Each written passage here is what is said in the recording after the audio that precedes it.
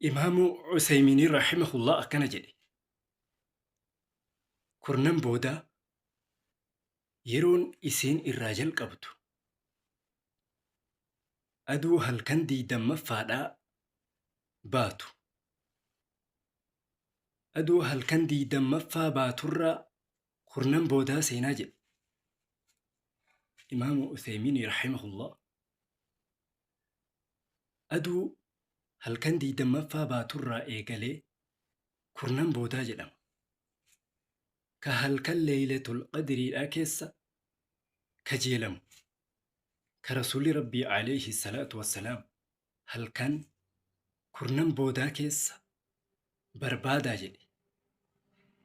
Kanaaf ibaadan halkan takkittii dalaydu baatii 1,000 ibaadaa baatii 1,000 dalaydurra caalti.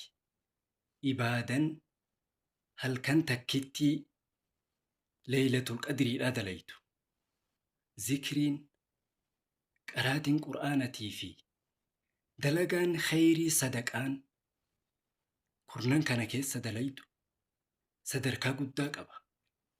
Kanaaf rasuulli rabbii salawaatu rabbii wasalaamuhu alayhi yoo qalbiin ta'e akka laaftu barbaadde, onneen ta'e akka iimaanan sii jiitu yoo barbaadde, yatiima, miskiina mataa isaanii qaqqabadhu. Haala isaan keessa jiran too'adhu.